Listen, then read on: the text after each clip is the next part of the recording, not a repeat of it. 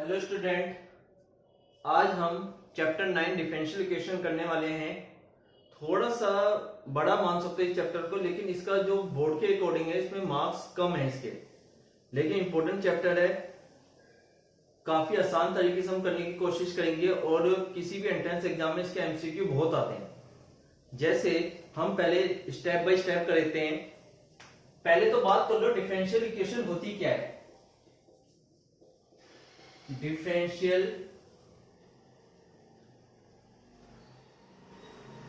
जैसे आपको मैं कह रहा हूं y equal to F X है, ये तो कहलाता है डिपेंडेंट वेरिएबल।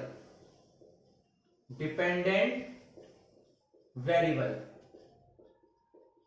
और x होता है independent.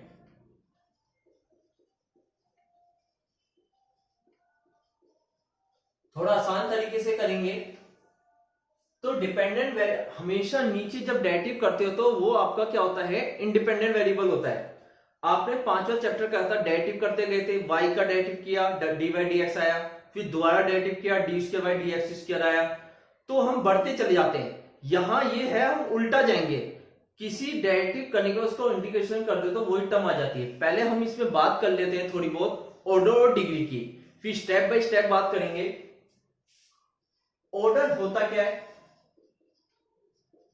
Highest derivative of differential equation. Highest derivative जो इक्वेशन आपको दे रखी है उसका हाईएस्ट डेरिवेटिव जो होगा वो आपका क्या होगा, ऑर्डर होगा। यदि मैं डिग्री की बात करूं, power of highest derivative, highest derivative of differential equation, किसी हाईएस्ट डेरिवेटिव की जो पावर है वो आपकी क्या होती है, डिग्री होती है। लेकिन but derivative present in angle inside log and power of exponential, then degree is not defined। यदि बाय चांस कोई ट्रिग्नोमेट्रिक के एंगल में साइन का एंगल, कोस का एंगल, इसमें डी बाई डी एक्स दिख जाता है, या ई की पावर में डी बाई डी एक्स दिख जाता है, या लॉग के अंदर डी बाई डी एक्स दिख जाता है, तब हम डिग्री नहीं निकाल सकते। डिग्री वहां पर क्या हो जाती है, नॉट डिफाइंड। एग्जांपल देखते हैं इसके थोड़े बहुत। जैसे मैंने लिखा D square by D X square, D cube Y upon D x cube, और यहां लिख दिया 3, यहां 2, और ये साइन एक्स। मैंने आपको एक डिफरेंशियल इक्वेशन दिया और मैं आपसे इसको पूछ रहा हूं कि ऑर्डर और डिग्री के बारे में बात कीजिए। तो इसका जो ऑर्डर है, इस पूरी लाइन में हाईएस्ट डेरिवेटिव क्या है, यही तो है। तो हाईएस्ट डेरिवेटिव कितना है इसका, 3, यानी टर्म देखो d cube Y upon D x cube. यदि मैं इसकी डिग्री देखूं, इसकी डिग्री नहीं देखनी, क्योंकि जो हाईएस्ट है उसी की बात कर रहा हूं, और इसकी पावर क्या है, 2, तो डिग्री इसकी आपकी 2 आ गई। इस तरह के क्वेश्चन बहुत बनते हैं पेपर में, एक एक नंबर में, तो थोड़ा ध्यान से। यदि y double dash cube y dash equal to sine y dash, y dash का मतलब तुम्हें पता होना चाहिए, y डैश का मतलब होता है सिंगल डेरिवेटिव, और y डबल डैश का मतलब होता है डबल डेरिवेटिव। ये थोड़ा क्लियर होना चाहिए आपको। तो यदि मैं उसकी ऑर्डर की बात करूं, ऑर्डर आपका है इसमें 2। ऑर्डर क्या है आपका, 2, क्योंकि पूरी लाइन में हाईएस्ट डेरिवेटिव यही है। लेकिन यहां पर यदि मैं डिग्री की बात करूंगा, कई बच्चे क्या करते थे, एक डेफिनेशन याद कर लेते हैं, दूसरे स्टेप इसके छोड़ देते हैं, लेकिन इसकी पावर 3 है, बच्चे डिग्री में 3 लिख देते हैं। लेकिन यहां पर हमारा है डिग्री नॉट डिफाइंड, यहां पर डिग्री हमारी क्या है, नॉट डिफाइंड। नो डिफाइंड क्यों है? मैंने एक लाइन लिखी थी, यदि एंगल के अंदर या इनसाइड लॉग के अंदर या पावर ऑफ एक्सपोनेंशियल के अंदर इन तीन चीज के अंदर डेरिवेटिव दिख जाता है तो डिग्री हमारी नॉट डिफाइंड हो जाती है। यहां साइन का एंगल क्या है? वाई डैश, और वाई डैश मतलब डी बाई डी एक्स। तो यहां पर डिग्री हम नहीं निकाल सकते, लेकिन यहां निकाल सकते थे क्योंकि यहां पर एंगल में डेरिवेटिव नहीं था। जैसे एक को ले लो, 1 प्लस वाई डबल डैश की power 3/2 equal to y triple dash की पावर 1/3। क्लियर है? बच्चे देखते इसमें बोल देते हैं, थोड़ा सा इसमें सिंगल कर लेता हूं, थोड़ी और कॉम्प्लिकेट हो जाए। बच्चे इसमें देखते ही बोल देते हैं कि भाई ऑर्डर तो 2 हो जाएगा, हाईएस्ट डेरिवेटिव हमारी 2 है, लेकिन डिग्री की बात करें तो डिग्री हमारी 1/3 नहीं होगी। डिग्री भी कभी भी डिग्री इसकी फ्रैक्शन में नहीं होती, हमेशा डिजिट में होगी, 1 2 3 4 5 ऐसे, फ्रैक्शन में कभी नहीं होती।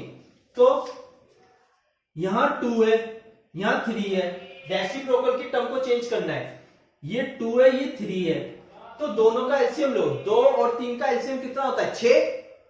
हमेशा दो जो नीचे डिजिट है, ये 2 ये 3, इसका एलसीएम लो, क्या आता है? 6, और 6 को दोनों की पावर में चढ़ा दो, तो मैं लिख देता हूं, यहां 6 आ जाएगा, यहां 6 आ जाएगा, काटो, 2 3 6, 3 दूनी 6। क्लियर है? अब थोड़ा सा यहां एक्सप्लेन कर देता हूं, जगह कम है।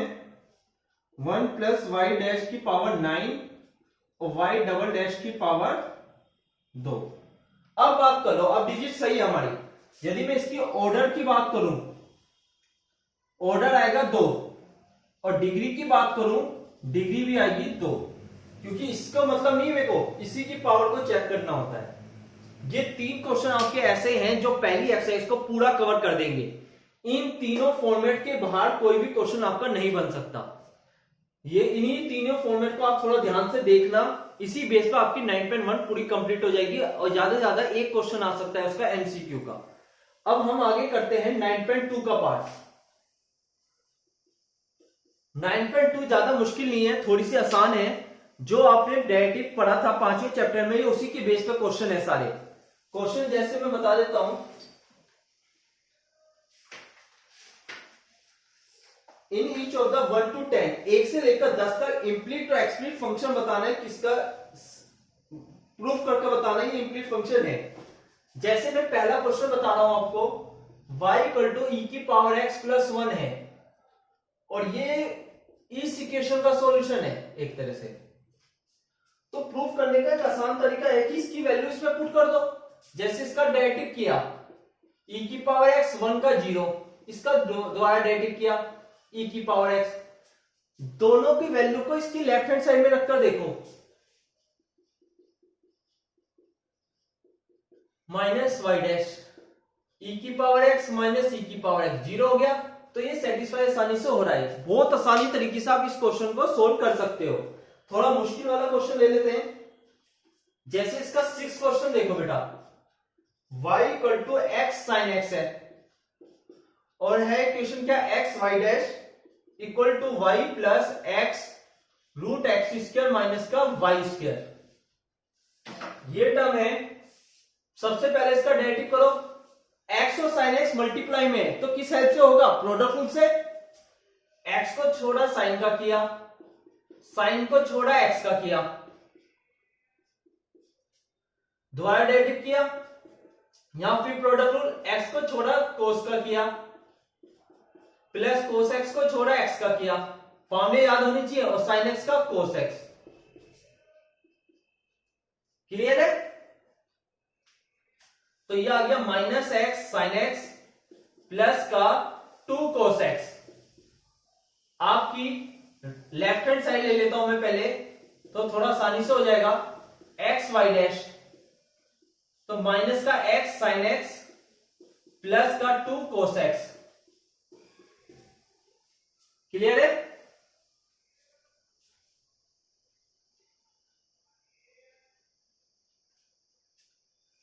अब इसमें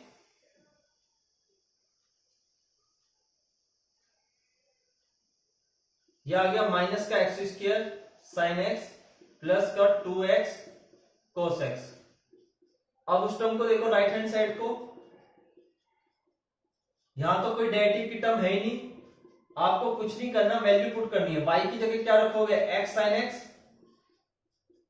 और यहां आ जाएगा y की जगह x square sine square x, तो x साइन एक्स। क्लियर है? सॉरी एक गड़बड़ कर दी हमने, यहां पर y डैश की वैल्यू रखनी थी, क्योंकि डबल डेरिवेटिव की तो जरूरत ही नहीं, डबल डेरिवेटिव की जरूरत होती तब लेते हैं। यह आएगा x cos x plus sine x, तो यहां पर बस एक्स स्क्वायर प्लस में ये आएगा आपका कोस एक्स प्लस का एक्स साइन एक्स, ये टर्म आएगी। यहां से क्या कॉमन आ रहा है, x square 1 minus sine square x, x sine x plus का एक्स स्क्वायर, ये रूट में एक्स इंटू ये एक्स रूट के बाहर आएगा तो एक्स ही तो बनेगा। 1 माइनस साइन स्क्वायर एक्स क्या होता है, कोस स्क्वायर एक्स, और कोस एक्स का स्क्वायर रूट कोस एक्स, तो ये आपका आ गया x sine x plus x square cos x. But value put करनी है और आपको कुछ नहीं करना इन क्वेश्चनों में। 1 से लेकर 10 तक सारे क्वेश्चन ऐसे ही है, वैल्यू पुट करके आप शो कर सकते हो। बाय चांस यदि आता है तो पेपर में 2 नंबर का आता है, 2 नंबर से ज्यादा का इसका क्वेश्चन नहीं आता। 11वां 12वां क्वेश्चन थोड़ा ध्यान से पढ़ते हैं, ऐसा क्वेश्चन पेपर में बहुत फंसा है, लेकिन एमसीक्यू में और एंट्रेंस में भी, आपके कोई जेई मेन का उसमें भी दिख जाएगा आपको कहीं बुकों में। The number of arbitrary question in general solution of differential equation of 4th order. थोड़ा ध्यान से समझाता हूं, क्वेश्चन में क्या है, एक तरह से सॉल्यूशन देख लो। सॉल्यूशन एक तो 2 होते हैं, एक तो होता है जनरल सॉल्यूशन और एक होता है पर्टिकुलर सॉल्यूशन। थोड़ा ध्यान से समझ लो इस बात को। जनरल सॉल्यूशन का मतलब कि हर जगह एक तरह से ही आंसर रहेगा, पर्टिकुलर सॉल्यूशन कुछ कंडीशन के अकॉर्डिंग उसका आंसर चेंज हो जाएगा। मैं एक सिंपल सी बात करूं, एक सिंपल लैंग्वेज में, जनरल सॉल्यूशन में आपको आर्बिट्रेरी कांस्टेंट दिखते हैं। आर्बिट्रेरी कांस्टेंट का मतलब सी, इंडिकेशन के बाद सी आता है ना, वो C1 C2 ऐसे टर्म या A, इसमें नहीं दिखेंगे। इसमें आपको कोई भी A B C का कोई भी टर्म आपको नहीं दिखेगी, भाई ये फर्क मान सकते हो आप। तो आर्बिट्रेरी, तो इसमें एक बार ध्यान से देखो, इसने क्वेश्चन 11वें क्वेश्चन में कहा है कि कोई 4th ऑर्डर का है। 4th ऑर्डर का मतलब क्या है कि उसका हाईएस्ट डेरिवेटिव, इसने क्वेश्चन में बोला है 4th ऑर्डर। 4th ऑर्डर मैंने अभी बताया था, ऑर्डर की बात में हाईएस्ट डेरिवेटिव होता है, ऑर्डर का मतलब हाईएस्ट डेरिवेटिव। तो वो टर्म इस तरह से होगी कुछ, मान लिया यदि मैं इसका इंटीग्रेशन करता हूं कुछ इस तरह से आएगा। इंटीग्रेशन करते हैं तो वो डेरिवेटिव कम होता चला जाता है। दोबारा किया ax प्लस बी आ गया, फिर दोबारा किया एक्स स्क्वायर अपॉन में 2, सॉरी इंटीग्रेशन, हाँ इंटीग्रेशन ही तो कर रहे हैं, एक्स स्क्वायर अपॉन में 2 bx प्लस सी, दोबारा किया एक्स क्यूब बटे 6 एक्स स्क्वायर अपॉन में 2 cx प्लस डी। कितने कांस्टेंट दिख रहे हैं, 1 2 3 4, तो इसमें टोटल आर्बिट्री क्वेश्चन कितने बनेंगे, 4। जितना ऑर्डर होता है उतने ही आर्बिट्री क्वेश्चन होते हैं, लेकिन ये केवल जनरल सॉल्यूशन में है। किसमें है, जनरल सॉल्यूशन में। पर्टिकुलर सॉल्यूशन की बात करूं, पर्टिकुलर सॉल्यूशन में मैंने अभी बताया था कि आर्बिट्री क्वेश्चन होते ही नहीं है, तो 12वें क्वेश्चन में यही पूछा है, number of arbitrary question particular solution. तो पर्टिकुलर सॉल्यूशन में आर्बिट्री कांस्टेंट है ही नहीं।